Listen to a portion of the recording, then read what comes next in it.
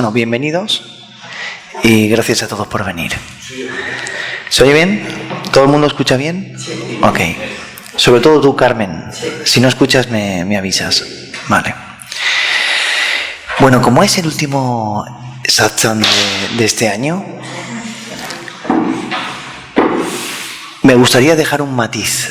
Bájame un pelín la voz. Bájalo un poquito. Me gustaría dejar un matiz antes de finalizar los satsangs. Y creo que es un regalo para todos. Hoy traigo un regalo de libertad. Para algunos quizás esto que vamos a tocar hoy puede sonar un poco diferente.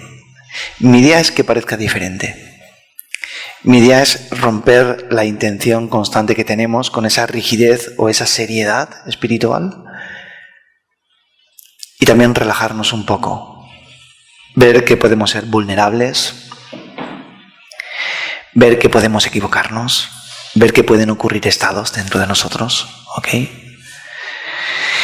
Y para ello he traído un libro de Adyashanti que me gusta mucho y quisiera hacer una lectura por parte de Adyashanti y yo quiero confirmar esta lectura de Adyashanti para todos los buscadores que se están conectando en cualquier parte del mundo y para vosotros. Principalmente quiero empezar diciendo que hemos idealizado la iluminación. Y la iluminación es un estado natural, no es un estado especial. Ahora voy a eliminar algo muy concreto. La iluminación no es un estado. Y es muy difícil, por otra parte, definir lo que la iluminación es. Hay dos tipos de enseñanza. Hay una enseñanza que va directamente a la abstracción. La gran mayoría de maestros, cuando hablamos del espacio abierto, o hablamos de la naturaleza de lo que es, o hablamos de la naturaleza del ser, doy por hecho que no todo el mundo sabe lo que voy a decir. Lo doy por hecho, aunque parece que lo hemos escuchado muchas veces. Cuando hablamos de esto, solemos adquirir una rigidez en nuestra comprensión con lo que escuchamos. ¿Ok? Nosotros escuchamos hablar del silencio, o escuchamos hablar del espacio, o escuchamos hablar de conciencia, o escuchamos hablar de la muerte del individuo. Escuchamos también decir que el yo muere, que el yo ya no existe, que no queda nadie. Todo esto son ideas que se han promovido dentro de la enseñanza, pero no por error, sino por la dificultad que tiene hablar de la iluminación o de la realización. Por su dificultad. ¿Ok?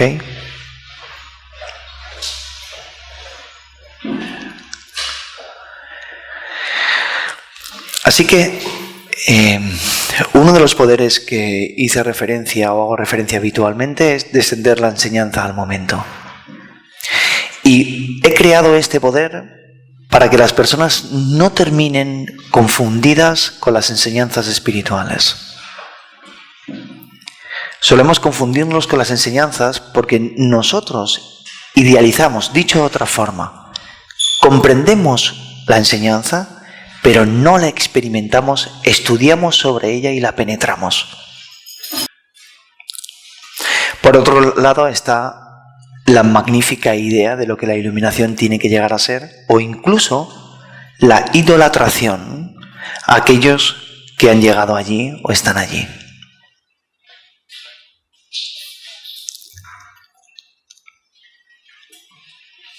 Siempre he dicho que no comprendo cómo algunos maestros permiten esa lejanía entre la relación discípulo-maestro o esa lejanía en su expresión filosófica. Por supuesto que estamos hablando de algo que es abstracto o una dimensión esotérica o mística, si cabe. Y hablar de ella implica palabras que para la mente van a ser difíciles de concretar, pero que pueden ser un punto de referencia. Pero van a ser difíciles de concretar porque principalmente la enseñanza sobre la dimensión espiritual es una enseñanza que no está relacionada con los objetos, ni con la concreción, ni con algo concreto. ¿Ok? ¿Todos me seguís hasta aquí? ¿Todos me seguís? ¿Sí? ¿Quiero escuchar sí? Ok.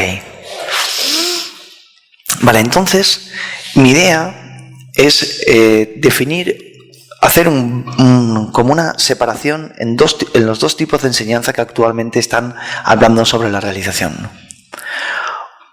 Un tipo de enseñanza se dedica solamente a hablar de lo que Dios es, el ser es, y no entran en términos más cotidianos, ordinarios o personales. ¿Ok? Este tipo de enseñanza simplemente hablan del espacio abierto. Este tipo de enseñanza simplemente hablan de aquello innombrable que está en nosotros. Después están aquellos aventureros, maestros aventureros, que se dedican a intentar poner en lo cotidiano, en lo más cercano, en lo personal, la iluminación o la realización. Lo cual considero que estos maestros son muy valientes. Muy valientes. Por decirlo así, en el lado más extraordinario de la enseñanza está la enseñanza relacionada con solamente hablar de lo que es o del ser o de Dios. Vemos la belleza, por ejemplo, de los santos cristianos con su devoción hablando de Dios. Los santos cristianos no hablaban mucho de dejar ir los pensamientos, simplemente hacer una respiración. Ellos no hablaban de esto, solamente hablaban de la devoción. ¿Recordáis esto? ¿Ok? El neoadvaitismo no habla sobre un individuo dentro que pueda aprender a dejar ir pensamientos o haga una práctica como sentir el caminar o llevar la atención a la respiración. Simplemente dice: no hay nadie que pueda hacerlo o no hay nadie en el centro de la experiencia. Se llama también nihilismo. ¿Ok? Esta es una de las partes. La otra parte son los maestros que intentan guiar como si hubiera una persona en el centro para que vayas entendiendo las texturas o vayas comprendiendo lo que la realización o la iluminación es. Y he dicho que estos maestros son muy valientes. La parte más cómoda es hablar solamente de Dios. A mí es la que más me gusta. Es donde más disfruto, donde más filósofo me siento, donde más resueno. Pero descender la enseñanza para el estudiante es toda una proeza. Veo a la espiritualidad dividida. La veo dividida, está completamente dividida. Porque hay personas que no son capaces de entender que todos los puntos, siempre que se hable de la verdad, por decirlo así, todos los puntos son correctos y ninguno lo es. Decir que solamente existe el absoluto o no hay nadie en el centro de la experiencia es real e irreal al mismo tiempo, lo mismo que esto que sucede es real e irreal al mismo tiempo. Es una posición, podría convertirse finalmente en una posición sesgada. Y hablarle solamente al individuo como que él puede hacerlo es también, y puede convertirse también en una posición sesgada. Es por esto que ninguna enseñanza es 100% perfecta. Ni siquiera 100%. Ninguna enseñanza es perfecta. Simplemente así.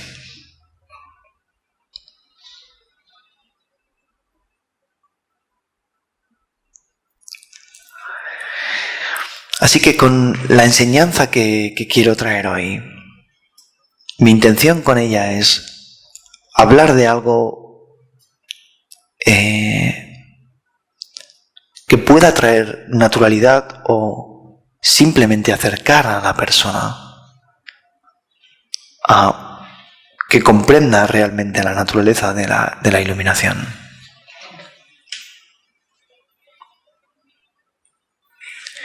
Os aseguro que para mí sería muy fácil meterme simplemente a hablar de lo que es. Y además es donde yo ya he dicho que más a gusto me siento. Es muy difícil meterse en este plano donde vamos a trabajar hoy y no perderse.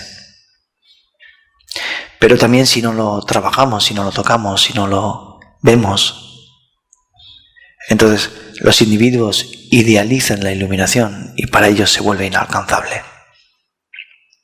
Y lo más hermoso de este mundo es que la conciencia, término que implica algo infinito, que se mueve en vibración, energía e inteligencia, no tiene límites para expresar su propia naturaleza. Nunca ha sido limitada para expresar su propia naturaleza. Y cualquier persona en este mundo tiene acceso a esa ilimitación para expresar su propia naturaleza. No puede estar cohibido por la conciencia, porque la conciencia nunca va a juzgarte, nunca te va a poner en un aprieto. Uno tiene que sentirse muy libre para coger la enseñanza que quiera coger, para descubrir que quizás el lugar en el que se encuentra necesita una cosa o necesita otra, volverse inteligente para discernir qué es lo que te toca a ti ahora, a qué estás dispuesto a llegar, hasta dónde estás dispuesto a llegar y cómo descender cada apunte filosófico para tu realización perfecta. ¿Entendéis esto? Sí. Ok.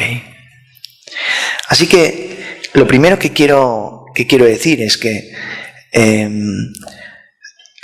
los maestros iluminados no son seres perfectos, ni están en un estado perfecto.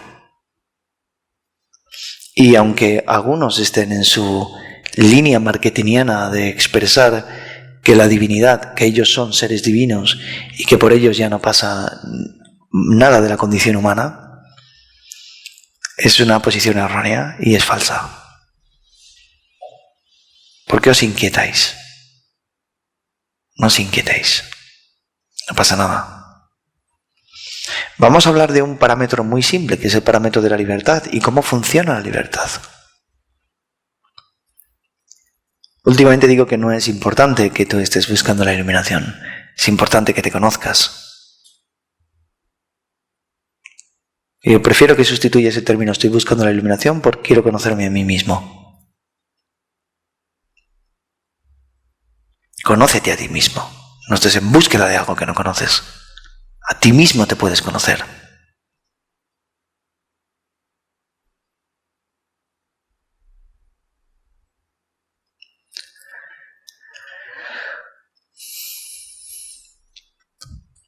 El motivo en que hayan dos enseñanzas que parecen opuestas y dos tipos de maestros que parecen opuestos y unos critican a los otros. ¿Habéis visto los maestros cómo se critican en las redes sociales? Este sabe y el otro no sabe. ¿Habéis visto cómo los estudiantes dicen este maestro no está iluminado, el otro sí, mi maestro es mejor, el otro no? El otro realmente no tiene una enseñanza pura, el otro sí. ¿Habéis visto esto alguna vez? ¿Os pasa en vuestras conversaciones?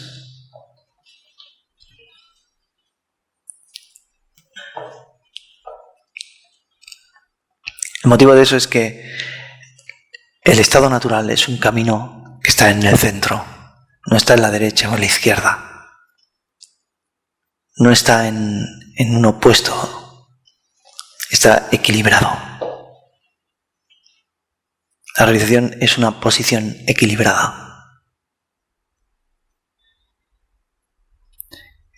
Pensarlo de esta forma, los seres humanos no saben permanecer en un centro, en una vida centrada, en una vida con equilibrio, caminando, ciertamente sin tener que oscilar en medio de los opuestos. Empezamos a hacer dieta, por ejemplo, y la primera semana no comemos nada. A la semana siguiente, cuando empezamos a saltarnos la dieta, todo va por el aire y empezamos a comer demasiado. Después nos damos cuenta que nos estamos pasando y volvemos a no comer nada. ¿Por qué no hacerlo un poquito más equilibrado y tener una continuidad? Las personas que fuman mucho y cuando se quieren dejar de fumar no quieren fumar nada, pero cuando se fuman un cigarro se fuman 3 paquetes seguidos. Es muy difícil permanecer en un centro en esta vida. Permanecer equilibrado. ¿Por qué no puede haber una enseñanza equilibrada? ¿Por qué tiene que parecer que esta posición es mejor que aquella posición? Quizás todas son... Si permaneces en el centro y tienes cierta madurez, entonces puedes coger lo mejor de cualquier enseñanza. ¿Entendéis? Hoy pensamos que una persona es magnífica, o antes de que se muera era un idiota, y cuando se muere era una bellísima persona. ¿Os suena esto? Sí. Hoy es vuestro mejor amigo y mañana os ha hecho una cosa y es una persona odiosa. No se podéis llegar a mataros. Conocemos a una persona, es una persona magnífica, y al momento siguiente, cuando hace algo, por pequeño que sea, ya es una persona, ya es un impostor. ¿Por qué no un equilibrio? Quizás no tenga todo lo bueno, ni tenga todo lo malo, tal y como nosotros lo vemos. ¿Por qué no un equilibrio? ¿Cómo somos los seres humanos?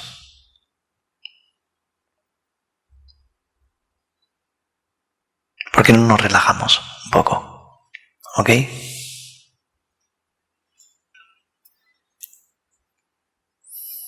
¿Nos relajamos? ¿Sí?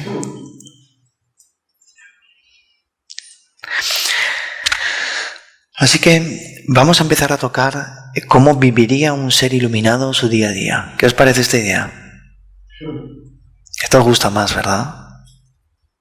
Y voy a empezar por un apunte que hace Adyashanti, dentro de su honestidad. Porque para mí un maestro auténtico con madurez no tiene nada que esconder.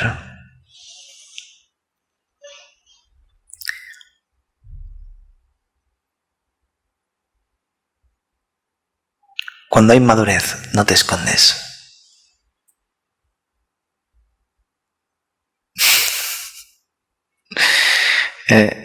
A veces cuando mantenía conversaciones sobre realización o iluminación y hablo de madurez, es bastante difícil de entender. Antes de irme al apunte de Nisargadatta Maharaj, había un maestro que se llama Robert Adams. ¿Todo el mundo lo conocéis? Robert Adams es uno de los maestros que tiene una enseñanza muy abstracta, basada solamente en el silencio y en el ser. Pocas veces se volvió un maestro cotidiano, un maestro, solamente los que vivieron alrededor de él pudieron entender su naturalidad, pero su enseñanza está más bien basada en hablar solamente del ser. Y cuando escuchas su enseñanza, parece que está hablando de algo que es inalcanzable, en cierto sentido, pero está hablando de la naturaleza de lo absoluto, de la naturaleza de la verdad. Y la naturaleza de la verdad no es objetiva, en último término. Pero Robert Adams también se manifestó como un ser humano normal en alguna ocasión. Incluso se dice que llegó a enamorarse de una de sus estudiantes. Y él tenía mujer. Y en un satsang, en un ataque de celos, le lanzó un papel y se marchó del satsang enfadado con ella.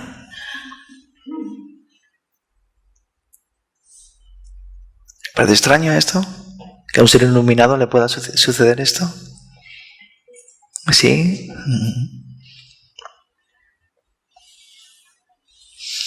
Hace poco teniendo una sesión online con una persona, estábamos manteniendo esta conversación y leímos esto que hemos leído y me dijo, ¿por qué no hablas de esto en público? Y dije, claro, podemos hablarlo. En el próximo satsang lo comentaré. Y el problema que tienen la gran mayoría de estudiantes que escuchen esto, o vosotros, es que quizás lo que se va a decir hoy aquí no lo vais a querer coger.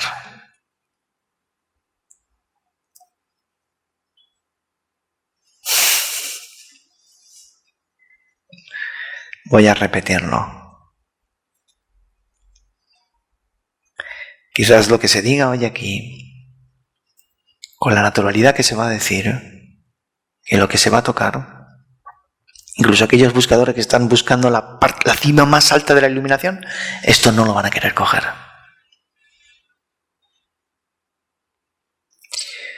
Y le digo a todos los maestros que se consideren iluminados o que los consideren iluminados, que empiecen a hablar de esta parte. Como hace Yesanti en su libro.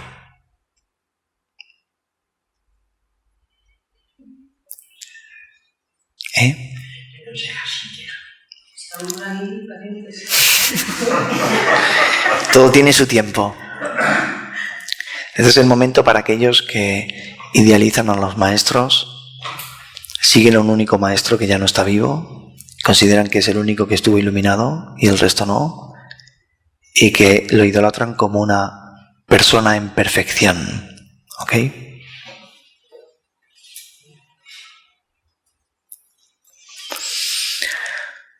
Así que voy a empezar por una cuestión que aparece en un libro que se llama El final de tu mundo. Si alguien no lo tiene, creo que es uno de los mejores libros que existen. No le estoy haciendo publicidad a Yesanti, pero es un libro que me gusta mucho.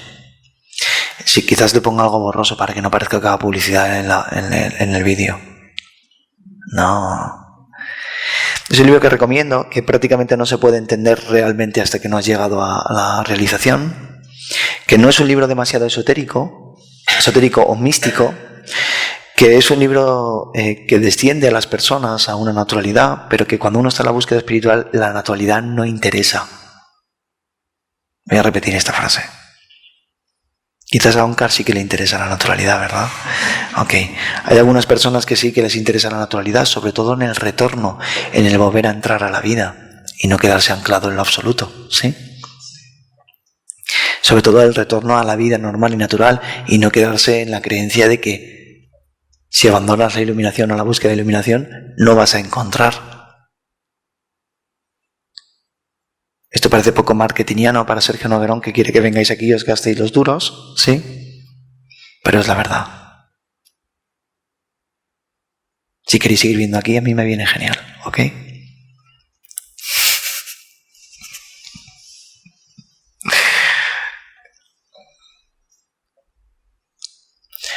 Este reentrar implica vivir la vida. Y cuando tú vives, y después hablaré de los diferentes estados, recordármelo si no los tocó, de los estados del ser, de los 4 estados del ser, los 4 estados. Es la mente normal, la ordinaria, la que no es controlada u observada, el estado de contemplación, que es la forma en la que nosotros tenemos la capacidad de dirigir al pensamiento, estamos conectados, conscientes a él. Es muy diferente entre el primer estado y el segundo estado. En el segundo estado tú eres consciente, solamente existe el momento presente y la mente está siendo utilizada como un láser. Concentración es otro estado donde solo puede haber un punto fijo, lo cual implica que la mente no puede estar divagando. Y el estado de meditación, que es el descubrimiento del espacio abierto o del silencio o del absoluto. Y es donde no estás posicionado en ningún estado, ¿ok?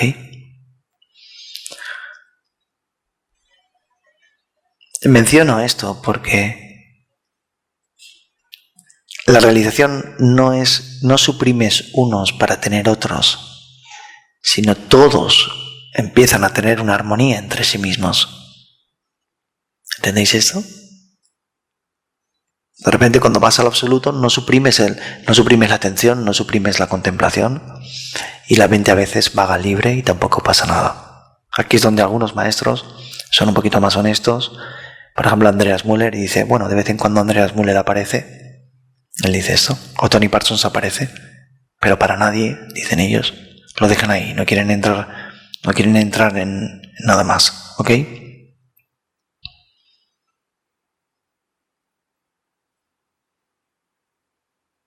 Simplemente dicen, el modo persona está aquí, pero yo no soy el modo persona. No lo han suprimido, simplemente lo han equilibrado, armonizado. ¿Me seguís? Así que Yesanti dice, recuerdo que alguien le preguntó a uno de mis santos hindúes favoritos, Nisargadatta Maharaj, si la personalidad egótica surgía alguna vez en él. Él dijo de manera muy espontánea, Por supuesto que sí. Pero veo inmediatamente que es una ilusión y la descarto.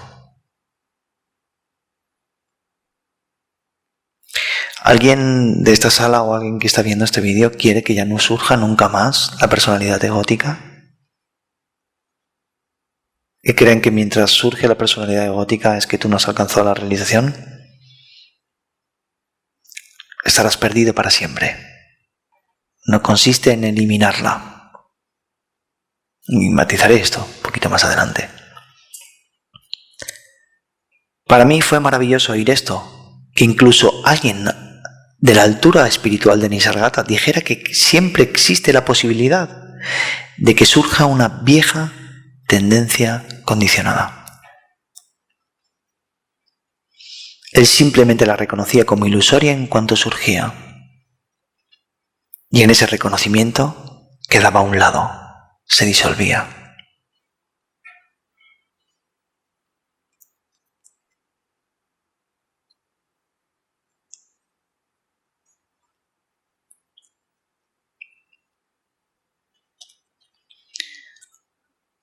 Alguien como Nisargata Maharaj, alguien muy maduro en su despertar espiritual, puede funcionar así.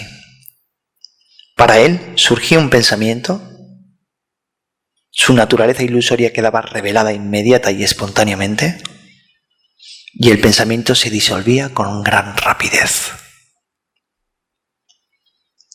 Pero la mayoría de la gente no empieza funcionando así, ni siquiera después de un despertar muy profundo. De hecho, no deja de ser habitual que algunos de los pensamientos más contraídos y profundos surjan justo después del despertar.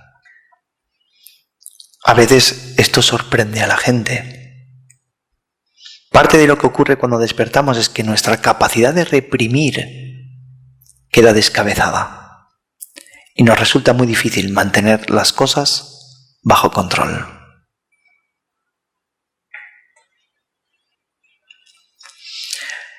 ¿Habéis oído la frase alguna vez que dice: una mente oprimida o reprimida no es una mente libre? Cuando la capacidad de reprimir queda descabezada, entonces el flujo del pensamiento puede traer cosas condicionadas, pero en la medida en que tú ya no la intentas dominar o controlar, simplemente aparece y se desvanece, entonces la realización comienza porque hay un soltar de la identidad psicológica.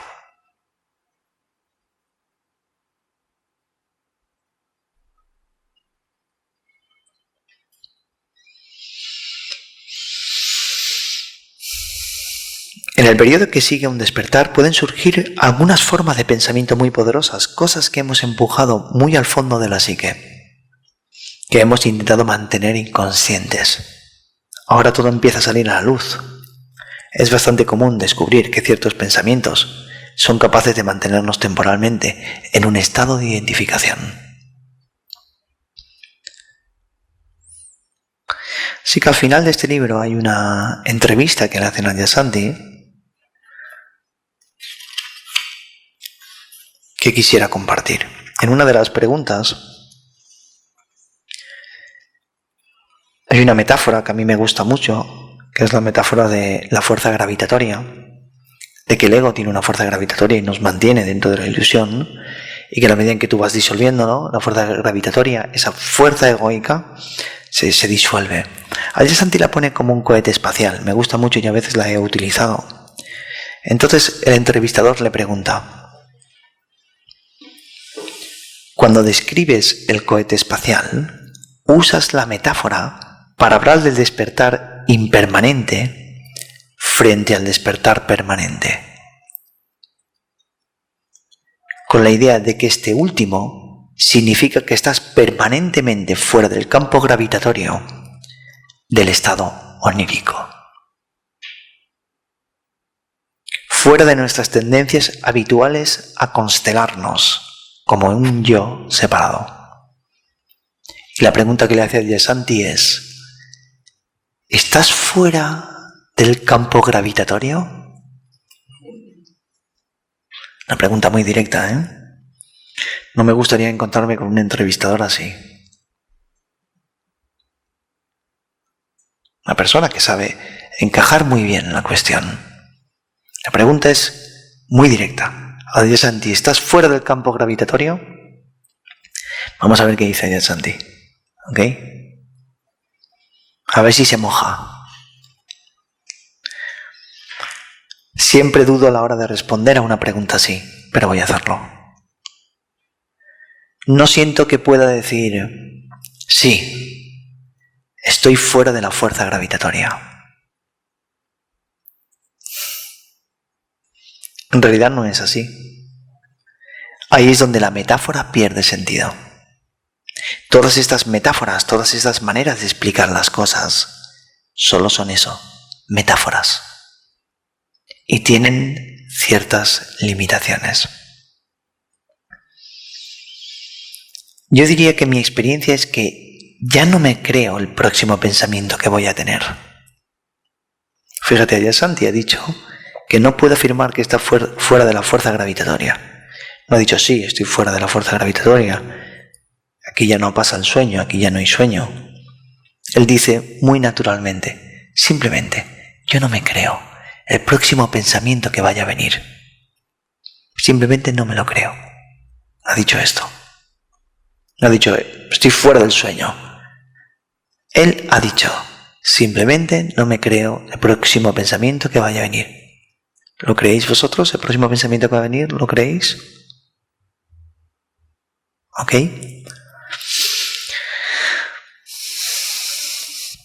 No tengo control sobre ellos y no puedo creer que sean reales, verdaderos o significativos. Adyashanti está hablando del primer nivel de conciencia que he mencionado anteriormente de los 4 niveles del ser. El primero es el pensamiento involuntario, el pensamiento ordinario. Está hablando de los pensamientos que vienen habitualmente y que no tiene control sobre ellos. Eso es una mente, no sé cómo llamarlo, una mente ordinaria, ni siquiera la llamaría disfuncional. Disfuncional es ser el pensador dentro de esa mente. Pero los pensamientos que vienen espontáneamente, no hay control sobre ellos. Dicho de otra forma, habitualmente se utiliza el término no eres consciente, o si eres consciente, los dejas ir. Y si te arrastran, no eres consciente. ¿Ok? Pero el apunte es muy simple. Los pensamientos no son controlables en ese sentido, no tienen control sobre ello. Nadie lo tiene. Solamente cuando te vuelves en contemplación, por decirlo así, cuando estás contemplativo, tú diriges la mente como un láser. Cuando no estás contemplativo, no estás en atención y no estás en meditación, estás en piloto automático, y si te dejas arrastrar por el piloto automático, vives para mí en un estado onírico. Pero Adyashanti está hablando de los pensamientos espontáneos que vienen, que no tienen control sobre ellos. Así que dice que no tienen control sobre ellos y no puedo creer que sean reales, verdaderos o significativos. Y como ningún pensamiento puede ser considerado real, verdadero o significativo, esto en sí mismo tiene un impacto en mi experiencia. Es la experiencia de la libertad.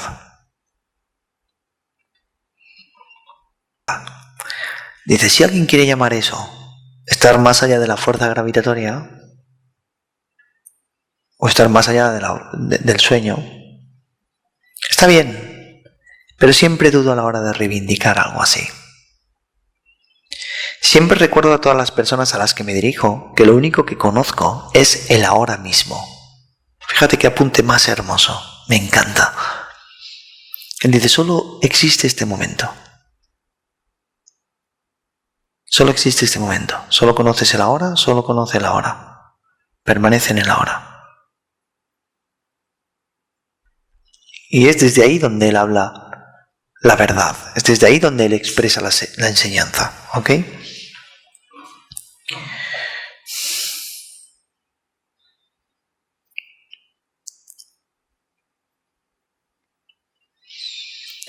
No sé qué pasará mañana.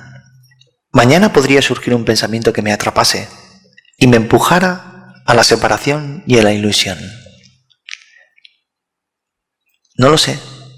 Tal vez suceda. Tal vez no. No tengo modo de saberlo. Solo conozco el ahora.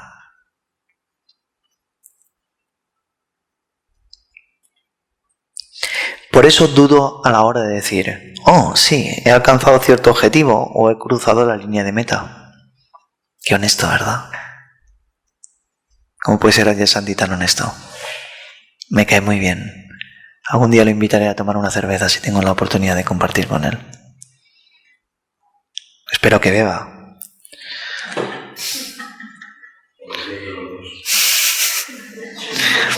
Dice, siempre dudo a la hora de decir, oh sí, he alcanzado cierto objetivo o he cruzado la línea de meta. Pero no lo veo así, no lo veo así. Son así cuando enseño, dicen, pero esas son las limitaciones del discurso. Lo que realmente sé es que no sé. Lo que realmente sé es que no hay garantías. Es que no hay garantías. Repito esto. No hay garantías.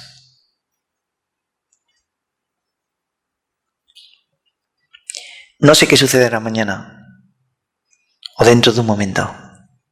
Si caeré en la ilusión dentro de un instante, lo que sé seguro es que no puedo saberlo. Eso es una verdadera iluminación. No puedo saberlo. ¿Quieres sentarte aquí delante? ¿Está bien? Y así que el entrevistador, que es un poco cabrón, ¿sí?, no se queda contento con la respuesta de Adyashanti. Dice, este tío me ha toreado. No me lo ha dejado muy claro. Voy a intentar hacer otra pregunta a ver si se moja un poco más. ¿Sí? De acuerdo, dice el entrevistador. Acepto que no sepas qué va a ocurrir en el futuro, que no sepas cuándo puede presentarse un pensamiento velcro. Lo llama pensamiento velcro. A mí me gustó mucho este término cuando lo escuché. Pero mirando atrás, Adyashanti, mirando atrás. Mira atrás, Adyashanti. ¿Cuándo fue la última vez que tuviste un pensamiento así? Vaya cabrón. Él quiere saber, el entrevistador quiere saber. Adyashanti lo miraría así como diciendo, vaya tela, este quiere saber, ¿sí? Y dice, bueno, quiero expresarme con claridad, dice Adyashanti. No digo que no pueda tener un pensamiento velcro, o que no experimente ese tipo de pensamientos. ¿Estáis escuchando esto? ¿Lo repito?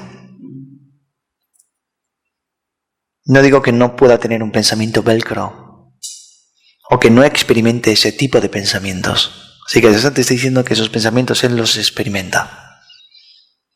Puede venir uno que me produzca un instante de apego, una experiencia momentánea de cierta separación.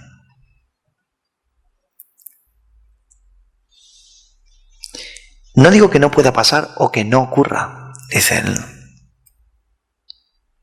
Lo que digo es que cuando ocurre, la distancia entre su surgimiento y el ver más allá de él es muy pequeña.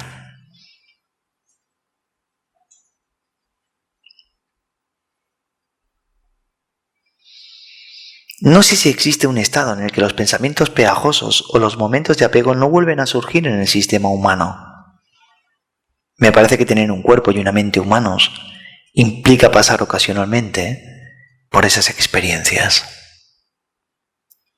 La diferencia es que en un momento dado la brecha entre el surgimiento de un pensamiento pegajoso y su desaparición se hace tan pequeña que son casi simultáneos.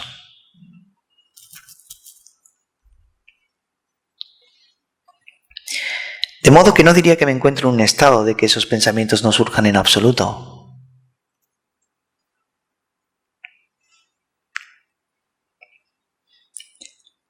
Solo que la distancia es tan pequeña que a veces casi no puedes verla. Creo que la gente tiene la idea de que la iluminación consiste en estar en un lugar donde no ocurre nada desagradable, donde ningún pensamiento engañoso transita por tu conciencia. Estas ideas sobre la iluminación son ilusorias. Parece que no funciona así. Además, en realidad no importa. Esta es la parte que más me gusta. Cuando la brecha es tan breve que enseguida ves más allá del pensamiento, eso también forma parte de la libertad.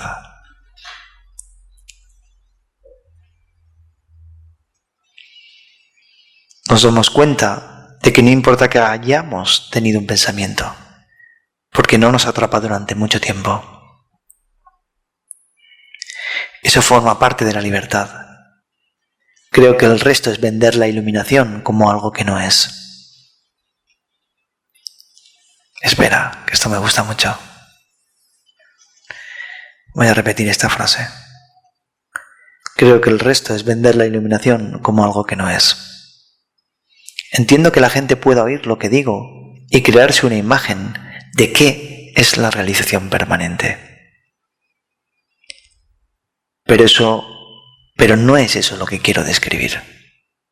Lo que ocurre es que la distancia entre el pensamiento divisor y la creencia en él se hace casi inexistente.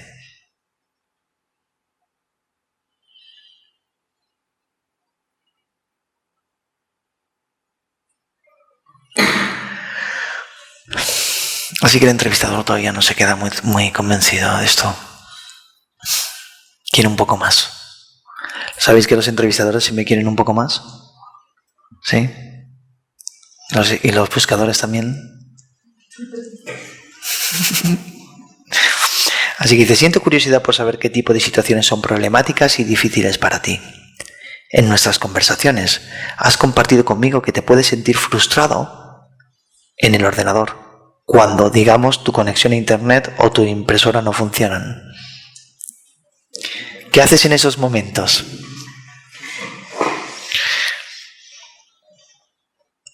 ¿Haces algo para cerrar la brecha? ¿O lo que sucede es automático? Bien, generalmente la frustración está presente. Y la experimento, pero no la juzgo.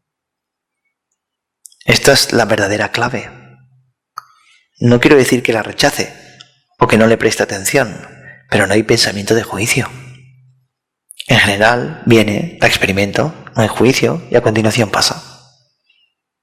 No se considera significativa. Y ese trocito podemos ponerlo arriba y si hubiera algún juicio, la brecha se volvería y entonces pasarían los juicios y fin de la historia. No hay un pensamiento secundario, este es el más importante y por eso parte de mi enseñanza, Juan Carla apuntó muy bien, dice, esta es una de las joyas que tú das. Yo siempre digo que después de una situación la dejes pasar y la olvides, ¿correcto?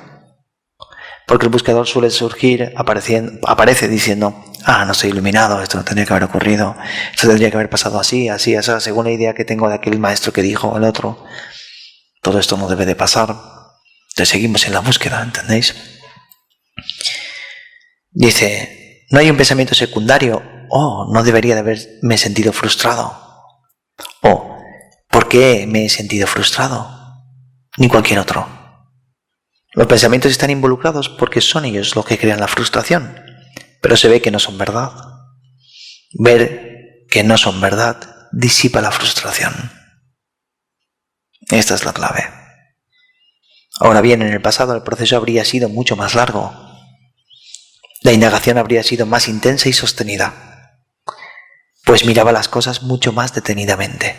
Sin embargo, como he dicho, ahora esa brecha se ha reducido, de modo que las cosas ocurren casi automáticamente. Bien, aquí va un apunte que quiero dar. He dicho que hay dos enseñanzas. El nihilismo te diría, ¿quién está buscando, quién está mirando ahí? ¿Quién es el que mira? ¿Quién es el que estudia? ¿Quién es el que indaga? Esto es muy fácil de decir para una persona que ya está madura en su realización. Pero adyacente ha dicho que en el pasado, él sí que hubiera indagado, la indagación hubiera sido más profunda y hubiera tardado más tiempo en salir de ahí. Algunas partes de la enseñanza, algunos maestros van a ayudar al estudiante a esa parte más densa y más difícil de salir de esos problemas. Y el nihilismo, el neoadvaitismo, van a la otra parte cuando ya la madurez se ha hecho y le dicen, vale, pero ¿quién miraría ahí? Bueno, es que en el proceso, en la primera etapa, tú no puedes evitarlo porque estás más apegado o para ti los procesos son más intensos. Las dos enseñanzas son buenas. ¿Ok?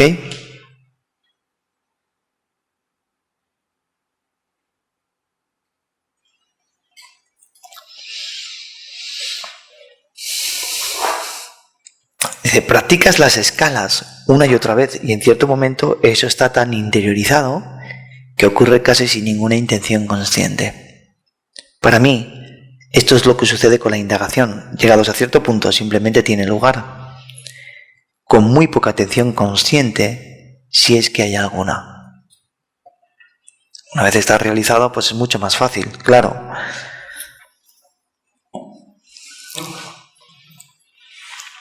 ¿Qué os parece esta historia? ¿Es interesante? Vivir. Es interesante vivir.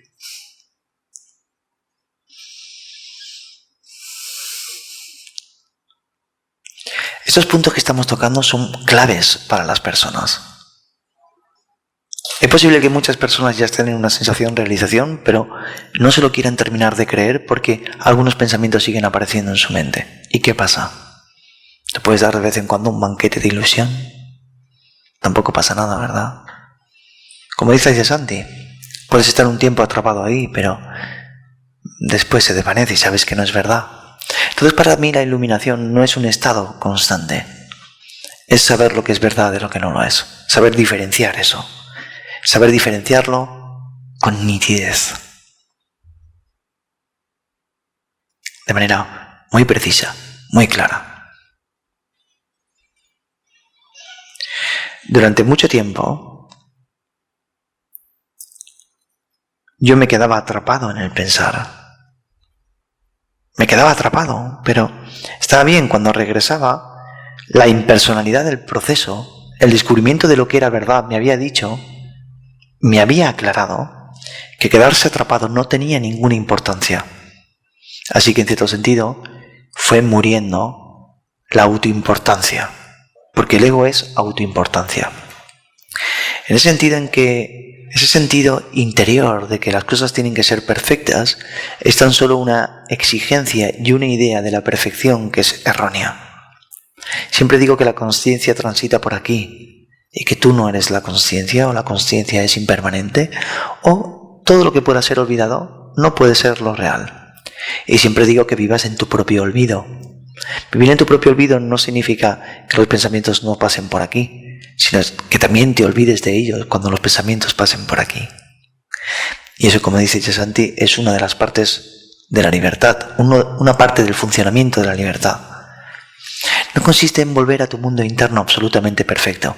Y aunque muchas enseñanzas y muchos maestros, y a mí me encanta escuchar esa parte de la enseñanza, ya os lo he dicho antes, me encanta la enseñanza que solamente habla del ser y te lleva simplemente a esta energía única que mueve todo el universo. Y que se le puso muchos nombres. Dios, conciencia, ser, Krishna, Cristo. A mí me gusta hablar de ella. ¿Pero quiere decir que cuando hablamos de ella, todo lo demás dentro de la conciencia ha sido excluido? Oh, no. Quizás ha sido equilibrado, armonizado. Quizás se ha vuelto centrista, no se ha vuelto extremista. Las personas, los buscadores espirituales son extremistas en sus relaciones, en su interior. Todo es un extremo. Todo está descabellado. Un pensamiento, no, este pensamiento ha sucedido, si se hubiera iluminado no debería de haber sucedido. Y así es como vivimos la realización. Primero relájate con eso. Sé un poco más permisivo. ¿O no has estado todo el día en presencia? ¿A quién carajo le importa eso? Pregúntale a quién le importa. Porque esa intención de estar siempre en un estado de perfección es ilusoria. No existe. Simplemente las cosas suceden para ese no juicio de que debería de ser perfecto. No sé si me he explicado con esta frase. Suceden para nadie.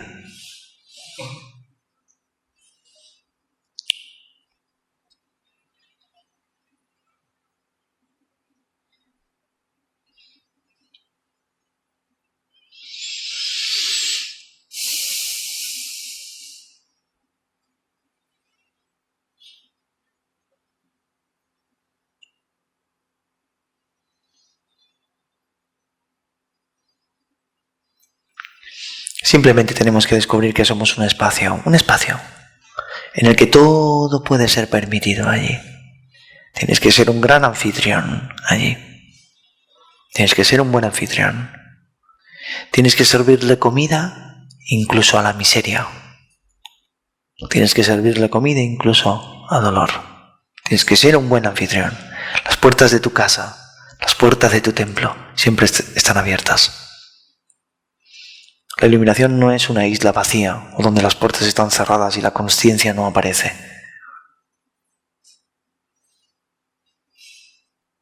Sí. Está bien, tiene que ser en el micrófono. No la toques. Siéntate.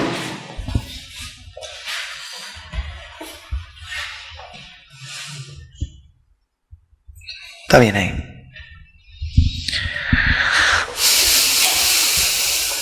Sí, no, estabas hablando de cuando llega a tu casa, ¿no?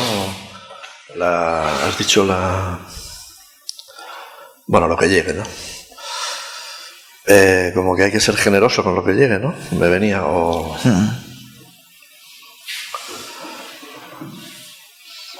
Claro, hasta el punto de ser libre, ahí está la libertad, de no querer que llegue esto o aquello, ¿no? ¿Te contestas la pregunta tú mismo mientras la estás haciendo? Bueno, te he dicho que era una pregunta... Bueno. Sí, pero me gusta esto, lo que estás haciendo. Porque en el fondo eso despierta una intuición interior de que sabes la respuesta. Y eso me gusta. Maharaj dijo que había que llevar a las personas más allá de la necesidad de ayuda. Eso es lo que estás haciendo.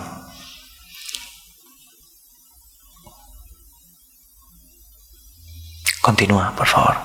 Sí, no, quiero sentir que cuando no hay control o la necesidad de control de lo que haya o no de venir, es cuando realmente puedes estar más libre. Más libre, sí. Explícame el control. ¿A qué te refieres con el control? Pues control muchas veces es todo esto que estamos hablando, ¿no? Esto que está llegando en este momento no es lo que yo quiero. Y cómo estoy reaccionando ante esto que está viniendo no es como yo creo que debería reaccionar. Claro, quizás haya formas más suaves, ¿no? de relacionarse, ¿no? con lo que viene. O conocerse implica que realmente qué control tenemos sobre lo que viene o no tenemos. Entonces, en la medida que sabes que a lo mejor el control que tú tienes no es muy amplio, eres capaz de relajarte un poquito más. El control ahí es muy... Cuando hablamos de control hablamos de disolución, ciertamente. Porque no hay control si la entidad no ha sido disuelta. La entidad no es el pensamiento involuntario. La entidad es la energía solidificada como sensación individual que se apega a la historia. Eso es un campo energético. A veces decimos que puedes empezar a observar, como hice en el satsang anterior. Hablé de la naturaleza de la mente, como empezar a soltar o iluminar la mente. Empecé a tocar ese término. Pero realmente la separación no está en la mente. La separación es una solidificación. Es como si la energía de la conciencia se hubiera hecho consciente de sí misma y hubiera solidificado al individuo en ese hecho de ser consciente sobre sí mismo o esa autoconsciencia. Cuando yo utilizo la técnica de ir al espacio abierto, vivir el presente y en ese presente indagar y penetrar la naturaleza del presente, hablo de ir a la naturaleza del espacio abierto. ¿Por qué? Porque la consciencia, si se ha solidificado dentro de la sensación de ser un individuo, si va a ese espacio abierto es no objetivo. Toda la información que coge la mente y la convierte en un yo, basado en la sensación o energía de separación, necesita la objetividad. Cuando nosotros vamos al espacio, el espacio es no objetivo. ¿Es un? No objetivo. No objetivo. Entonces, en cierto sentido, estamos migrando la identidad a algo que no es un objeto. Hay una migración. Bueno, La única forma de tener control es corriendo la identidad. Lo puedo decir de otra forma, si quieres. La única forma de adquirir control es corriendo la identidad. Lo puedo decir de otra forma. Tal y como lo estamos hablando, yo interpreto que a mí no me interesa tener mucho control, me interesa soltarlo. Los extremos no son correctos. No sé si estamos hablando de lo mismo. Sí, pero no importa. Al final, dejar ir los pensamientos es tener control. Es tener control. Claro. Tú estás... Yo estoy aquí ahora y llegan pensamientos y no los toco. Estoy teniendo cierta sensación de control sobre la ilusión. Pues no es una cuestión... Una manera de estar o una manera de tener el control. Bueno, una manera de tener el control sin intención, lo cual implicaría un no control, que es al que tú estás apuntando. Vale, sí, sin intención, vale. Porque la intención es solo individual y personal. Por eso quiero explicarlo de otra forma. La experiencia siempre ha sido vivida dentro de la presencia de conciencia. Dicho de otra forma, para que no parezca un término demasiado abstracto. En este momento, todas las personas tienen que ser conscientes. Y son conscientes. Todo el mundo es consciente. Ese ser consciente es presencia de conciencia. Cuando la conciencia se hace presente, aparece la consciencia. Dicho de otra forma, ser consciente. ¿Ok? Siempre hemos sido conscientes. Cuando sufres, eres consciente de sufrir, y cuando no sufres, eres consciente de no sufrir. Ambos estados transitan en la conciencia. En un punto, convergen en un punto, en el hecho de ser consciente. Así que el hecho de ser consciente no está involucrado con la felicidad y no está involucrado con la infelicidad. No está involucrado con seguir pensamientos y no está involucrado con no seguirlos. Es un hecho primigenio.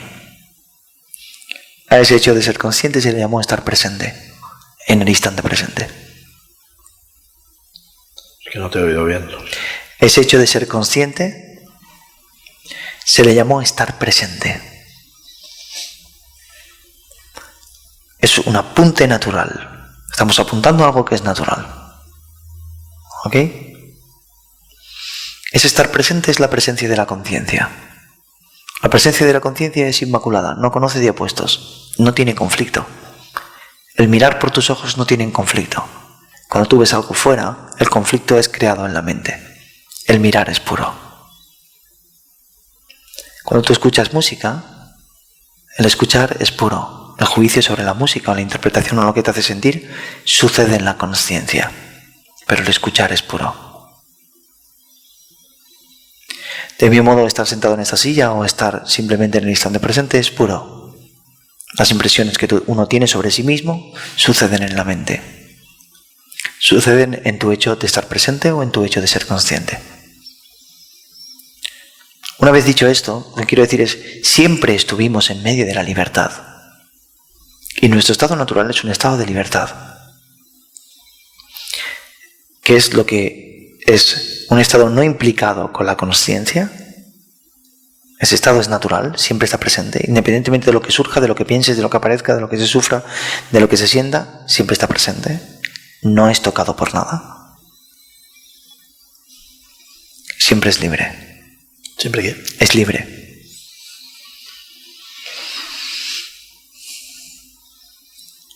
Eso puede llamarse también control. Entonces cuando... Esto lo veo habitualmente, que parece haber un error a veces en la enseñanza cuando se dice toma el control de tu propia vida. Los nihilistas preguntan, ¿quién tomaría el control? Dios mismo. Sí, eso hay una analogía con esas frases que dicen cuando tú desapareces, Dios aparece, o algo así, ¿no? O sea, correcto. Estamos hablando un poco de eso, ¿no? Sí. Vale, está. Y sí que, para mí sí que lo veo muy relacionado con el concepto de libertad, ¿no? Es decir, cuando aparece la libertad, tú no puedes estar muy presente, porque si no, o tú lo has entendido como la mente, o no. Correcto. Entonces, digamos, apuntamos en esa dirección, ¿no? Sí. Entonces, no quiero decir que vivas tu vida en ausencia de control. Vívela también en absoluto control. Tampoco pasa nada. ¿En absoluto? Control.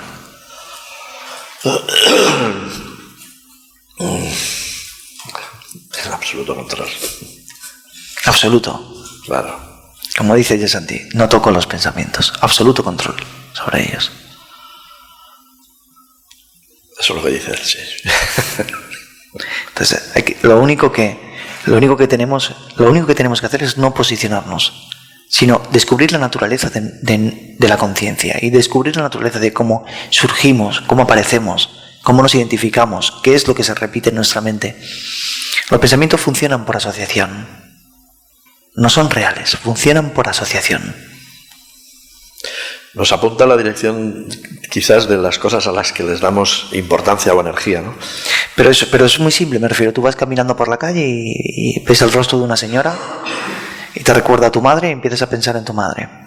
De repente, después de pensar en tu madre, dices, a mi madre le encantaban las lentejas, y de repente dices, uy, no me quedan legumbres en casa.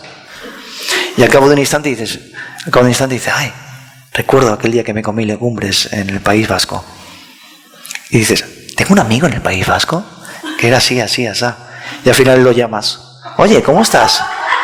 ¿Tiene una relación haber encontrado a la señora con haber llamado a tu amigo? En tu mente ninguna igual, relación. En tu archivo mental igual sí. Y tú crees que sí, y eso es lo que llamas identidad, ¿entiendes? Pero no tiene ninguna relación. Entonces funcionan por asociación, y cuando tú cortas la asociación, cortas el puente con la realidad. O cuando dices, voy a llamar a mi amigo, y a lo mejor de repente dices, no voy a llamarlo. Y no te coge el teléfono. No quieres saber nada. O eliges, ¿no? Decides, ¿no?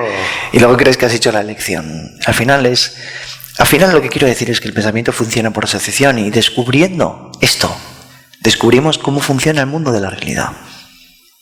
Entonces, cuando tú dejas de vivir eso, lo que se llama el mundo onírico, perseguir esas asociaciones, tú regresas mayormente a la presencia y no sigues las asociaciones. En ocasiones sí, a veces son útiles. O ves que son asociaciones, ¿no? Lo estás viendo, ¿no? Sí, siempre debemos de saber que la naturaleza del pensamiento es solo un reporte informativo. Solo eso. Sí, no es una realidad. Es una especie yo había leído alguna vez alguna cosa que me gustó, que hablaba de la mente como si fuera el sexto sentido, en el sentido de que nos da información. Al igual de que nos da información la vista, el tacto. Yo no voy a ciegas, todo lo que me diga el tacto lo hago. Digo, hombre, si noto que está muy quemando, sí, pero si no, a lo mejor me recreo. Quiero decir que... Pero no tenemos la costumbre de relacionarnos con la mente de esa manera, ¿no? Como que nos da información, sino que, bueno, realmente es al revés, la mente es la que nos lleva, ¿no? A veces nos suele llevar y dices, ¿dónde estoy? Claro, esto es lo que yo digo de vivir. O sea, por un lado, cuando decimos no tengo control sobre la vida, es para romper la asociación de la mente. Por ejemplo, te sucede algo... La esclavitud, hay quien dice, ¿no? O la esclavitud, pero imagínate que te sucede algo en la calle y dices, ha sido la providencia, me ha sucedido. Entonces en ese momento la mente se puede relajar y dice, bueno, es que las cosas son espontáneas. Ese es el tipo de enseñanza que apunta a decir que tú no tienes control en este mundo. ¿Por qué? Porque ciertamente las cosas son espontáneas y suceden. Entonces hay que relajarse un poquito, porque descubrimos que todo el universo está conspirando para que algo suceda, así que nos relajamos. Aunque Santi se frustra cuando no va la impresora o el ordenador no le funciona. Y también puede suceder eso. Pero cuando la enseñanza apunta a que hay un universo creando las experiencias y moviendo el ciclo dinámico de la vida, cuando decimos que simplemente sucede, es para relajar la mente, para que la mente se relaje. Las cosas suceden, son espontáneas, relajamos la mente. Cuando hablamos de absoluto control, lo hacemos en términos de que tú sepas quién eres y no te dejes o no duermas a esas asociaciones continuas donde la mente podría estar pensando y divagando sin parar, ¿ok? Sí, yo a veces, creo que lo comenté alguna vez, pero bueno, de las pocas que he hablado, que quizá lo veo, es más fácil verlo en otros que en uno mismo, pero bueno, a lo mejor mi mujer me comenta algo, bueno, no sé qué, y ves cómo enlaza, ¿no? La mente, ¿no?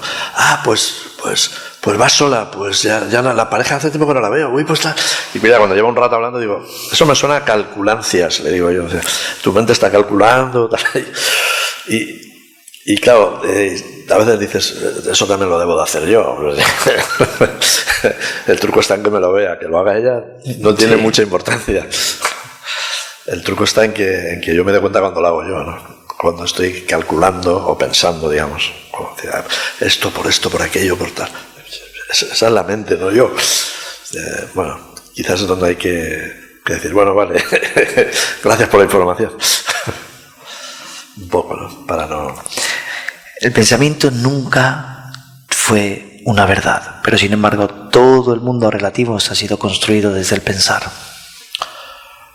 Así que bueno, no hay nada que tú no utilices en este mundo que no esté vinculado al pensamiento. Esa silla mismo en la que estás sentado o ese micrófono mismo surgió del pensar. Ya. Y sin pensamiento no te hubieras podido sentar. Entonces no estamos eliminando la información de la mente. Estamos diciendo que el yo de la mente no es la presencia consciente que está aquí sentada. Eso es lo que estamos diciendo. El yo de la mente, has dicho, no es la presencia. Ya. Y cuando tú comprendes esto con claridad, la ilusión termina. O hay quien dice, yo no soy mi mente, ¿no? Algo así, bueno. Eso que has dicho de que la mente lo coge todo, pasa todo con la mente, es ahora que estamos en el tiempo de la mente. Cuando pasemos al tiempo del amor, que dice que viene ahora, ojalá. Ya no pasará todo. Ojalá venga el tiempo del amor, pero ¿sabes qué? Esos tiempos están en ti. No esperes. No esperes a disfrutar tu instante. No esperes a tenerlo todo para ser feliz. En tu mente. ¿Eh? En tu mente. Sí, claro. No esperes a tenerlo a Papá todo. Noel. ¿Perdón? No esperes a Papá Noel. Sí, vale. Sí.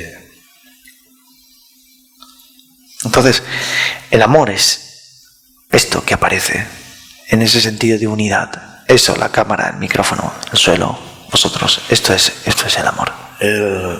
Perdón. Hoy creo que estaba... Me vienen pensamientos a veces y a veces les presto más atención a uno más que a otro. Y entonces, tranquilo, le pasa a todos. Sí, ¿no? Sentía como que, claro, este universo maya o este mundo cambiante por naturaleza. Sí. Yo formo parte de este mundo, entonces yo también soy un ser o una persona cambiante por naturaleza. O sea, y me venía la imagen como que el mundo era como un fuego, no precisamente muy caluroso, pero bueno, como un fuego, como algo que vibraba y se movía, y yo también. Que quizás está relacionado con no siempre eres cambiante. O sea, no hay una parte mía que es cambiante y otra que no lo es. Claro, ahí es donde estamos. Que hay veces que notas que este mundo es muy cambiante, pero hay una parte que forma parte mía. El mundo se mueve tan rápido como se mueva tu mente. Y la mente a veces es necesaria para seguir el ritmo de la vida. Entonces parece estar en movimiento. No olvides tu quietud interior y ya está. Sí, pero para tener salud igual hay que reposar también en lo que no se mueve, porque si no... Sí, estoy de acuerdo. Había una vez, me viene a la mente, ahora que estamos hablando de esto, alguien que comentaba, había un mástil y una bandera. Y alguien dijo, la bandera se menea por el aire. Y el maestro le decía, tu mente se menea. Claro, es que hay veces que nos pueden llamar la atención o hacer movernos cosas que, bueno, pues si es que el mundo se mueve. Y tampoco hay que obsesionarse con el movimiento. No, simplemente es la unidad encontrándose consigo misma, no sé qué no. Bueno, forma parte de este mundo la acción o el movimiento. La apariencia del movimiento. ¿Está bien? No pasa nada. Estamos en medio de ello, aparentemente. Ok. Bueno. Ok, está bien. Gracias. Gracias, Rafa. Pártatelo un poquito para salir. Ahí.